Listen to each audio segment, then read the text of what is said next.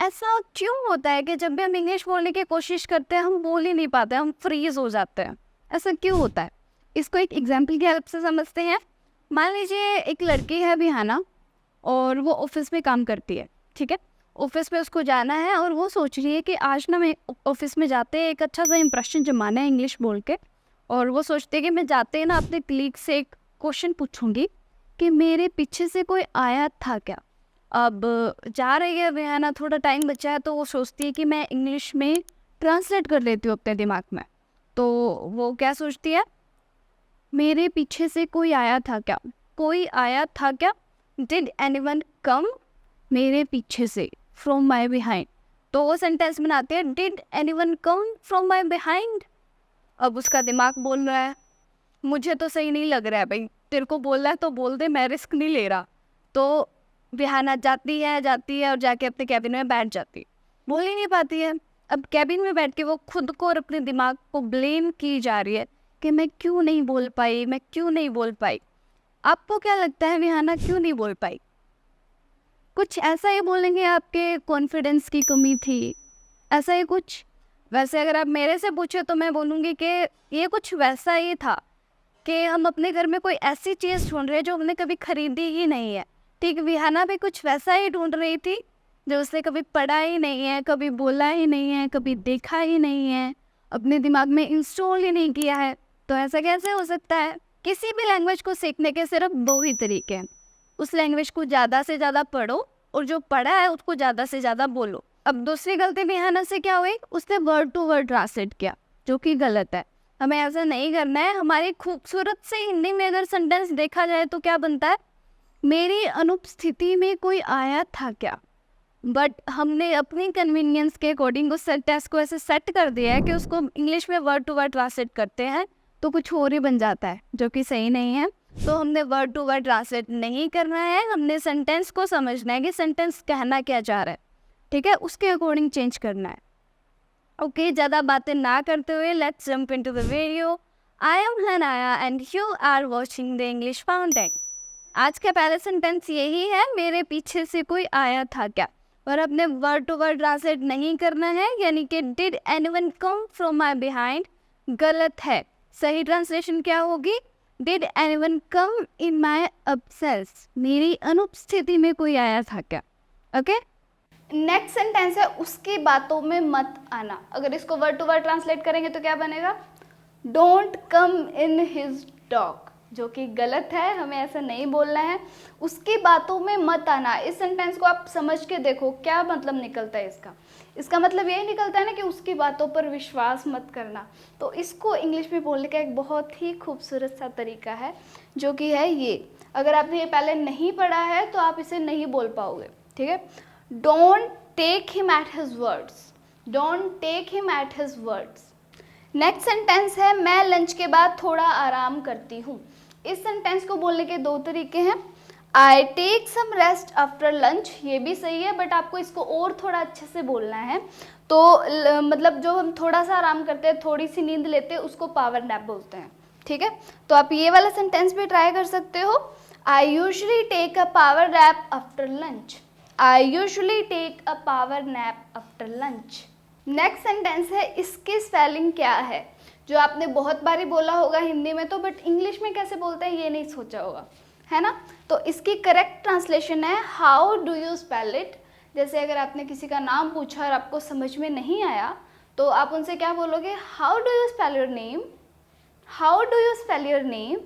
Okay, next sentence है जोर से बोलो। अब इसको वर्ड टू वर्ड ट्रांसलेट करेंगे तो क्या ट्रांसलेशन होगी, स्पीक लाउडली। बट ये स्पीक लाउडली ना वो बहुत जोर जोर से बोलने वाला होता है, मतलब चिल्लाते हैं ना, उसको बोलते हैं स्पीक लाउडली। अगर आपने किसी से बोलना है कि आप अपनी थोड़ा वॉल्यूम बढ़ाएं तो उसको कैसे बोलेंगे, could you please speak up, could you please speak up. जैसे आप किसी से फ़ोन पे बात कर रहे हैं और आपने उनको बोलना है कि मुझे सुनाई नहीं दे रहा है, थोड़ी अपनी आवाज़ बढ़ाओ, तो आप कैसे बोलोगे, could you please speak up. हमारा नेक्स्ट सेंटेंस है ये किसी को मत बताना। इसकी करेक्ट ट्रांसलेशन क्या होगी, don't tell it to anyone, don't tell it to anyone, ठीक है। अगला सेंटेंस है ये पता चल रहा है क्या, हमारी टी शर्ट पे अगर कोई दाग लग जाता है और हम उसे साफ़ करते हैं तो पूछते हैं ना, ये पता लग रहा है क्या, दिख रहा है क्या? तो उसको सोचा है कभी कैसे बोलेंगे इंग्लिश में? इसको इंग्लिश में बोलते हैं is it noticeable, is it noticeable. Next sentence है बीच में मत बोलो। इसको देख के याद नहीं आ रहा कुछ? बोस मूवी का एक डायलॉग अक्षय कुमार बोलते हैं, बीच में ना बोल। हाँ, अगर वो इंग्लिश में बोलते तो ऐसे ही बोलते, don't speak in between, don't speak in between. Okay, next sentence है वो खाने में बहुत नखरे करता है। ऐसे हमारी लाइफ में कुछ लोग होते ही हैं, हमारे सिबलिंग्स या फिर फ्रेंड्स, जो खाने में बहुत नखरे करते हैं, तो ये सेंटेंस उनके लिए है। ही इज़ अ पिकी ईटर, मतलब बहुत चुन चुन के खाना खाता है वो। He is a picky eater. ऐसे ही अगर आपने बोलना है कि वो कपड़ों में बहुत नखरे करती है तो कैसे बोलेंगे? She is very picky about her clothes, she is very picky about her clothes. Okay, next sentence है सर बचाकर। कोई बच्चा है वो खेल रहा है, उसको आपने बोलना है कि बेटा सर बचाकर, तो उसको कैसे बोलेंगे इंग्लिश में? Watch out your head, watch out your head. ऐसे ही अगर आपने बोलना है कि ध्यान से चलो, पैरों को संभाल के, तो कैसे बोलेंगे? Watch out your steps, watch out your steps. आपने कभी नोटिस किया होगा, हम किसी गुफा में जाते हैं तो वहाँ पे लिखा रहता है वॉच आउट योर हेड, क्योंकि गुफा नीचे नीचे रहती है तो वो पहले से इंस्ट्रक्शन होती है कि अपना सिर बचा के चलो, watch out your head. Next sentence है मेरे पास आपके साथ बहस करने का बिल्कुल टाइम नहीं है। इसकी ट्रांसलेशन क्या होगी? I have no time to argue with you, I have no time to argue with you. Okay, next sentence है तुम्हें डॉक्टर को दिखाना चाहिए। अब इसकी वर्ड टू वर्ड ट्रांसलेशन करेंगे तो कुछ भी बन जाएगा, है ना?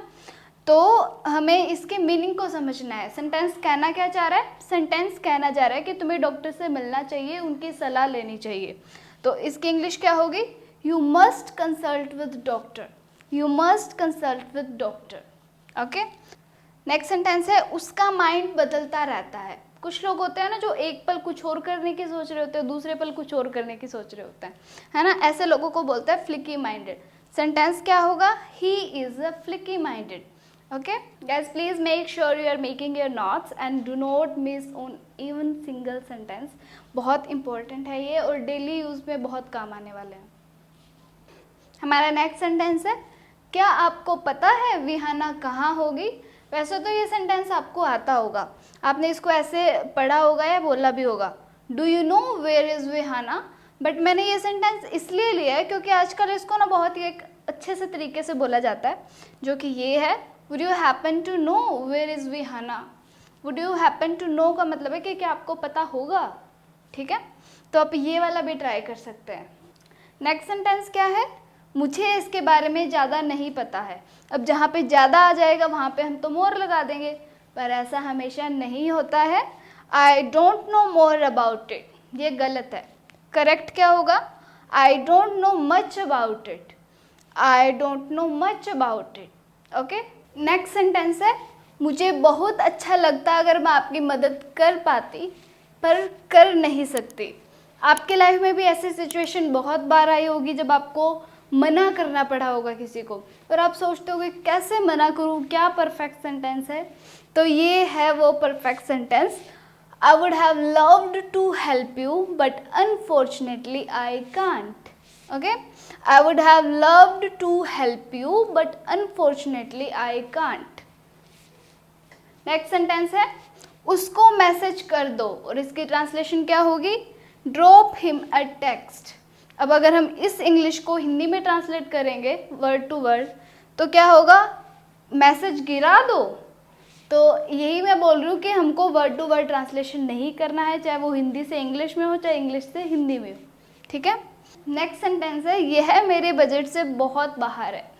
This is way out of my budget, ठीक है? ये कब होता है? जब आप कोई चीज़ खरीदने जाते हो और वो चीज़ आपकी एक्सपेक्टेशन से 10 गुना ज़्यादा महंगी है, तो आप ये सेंटेंस यूज़ कर सकते हो। हाँ, ये सेंटेंस भी सही है, this is out of my budget, but अगर आपने बहुत ज़्यादा इंटेंसिफाई करके बोलना है तो आप ये यूज़ कर सकते हो, this is way out of my budget. Okay, यहाँ पे वे का मतलब रास्ता वाला वे नहीं है, यहाँ पे वे का मतलब बहुत से है। अगर आपने बोलना है कि वह बहुत खूबसूरत है तो आप कैसे बोलोगे? She is way too beautiful. बहुत के लिए हम इसको यूज़ कर सकते हैं वे को। This is way out of my budget, यह मेरे बजट से बहुत बाहर है। नेक्स्ट सेंटेंस है सुबह जल्दी निकलना अगर ट्रैफिक में नहीं फंसना है तो। इस सेंटेंस को बोलने के दो तरीके हैं हमारे पास में। अगर आपको छोटा रखना है, बड़ा आपसे बोला नहीं जाता है, तो आप ये वाला यूज़ कीजिए, leave early to avoid morning traffic. और नेक्स्ट है please make sure to leave early so you don't get stuck in traffic. Okay, आपका जो मन करे आप वो यूज़ कर सकते हैं। नेक्स्ट सेंटेंस है मैं आपसे पूरी तरह सहमत हूँ। अब गलती क्या करते हैं, आई आया तो एम तो आएगा ही आएगा, पर ऐसा नहीं होता है हमेशा। I am completely agree with you, ये सेंटेंस गलत है। सही क्या होगा, I completely agree with you. Okay, next sentence है उसको गलत इन्फॉर्मेशन मत दो। ट्रांसलेट करेंगे तो don't mislead him, don't mislead him. Okay, next sentence है क्या तुम्हें और कुछ कहना है। कोई फैसला हो रहा है कहीं पे, दोनों साइड की बातें सुनी जा रही है और वहाँ पे ये सेंटेंस सबसे ज़्यादा यूज़ होता है ना, कि तुम्हें कुछ और बोलना है अपनी साइड से। इसको कैसे बोलेंगे, is there anything else you want to say, is there anything else you want to say. Okay, और नेक्स्ट सेंटेंस है इस पर काम चल रहा है। ऑफिस वगैरह में सबसे ज़्यादा यूज़ होने वाला सेंटेंस, प्रोजेक्ट कितना हो गया भाई, सर प्रोजेक्ट पे काम चल रहा है, तो कैसे बोलेंगे, project is in the pipeline, it is in the pipeline. Okay, और आज का आखिरी सेंटेंस है आज के लिए इतना ही, let's call it a day. So guys let's call it a day, आज के लिए इतना ही। मिलते हैं नेक्स्ट वीडियो में, तब तक आप इंग्लिश पढ़ते रहिए, सीखते रहिए और जो सीखा है उसे बोलते रहिए, ये बहुत ज़रूरी है।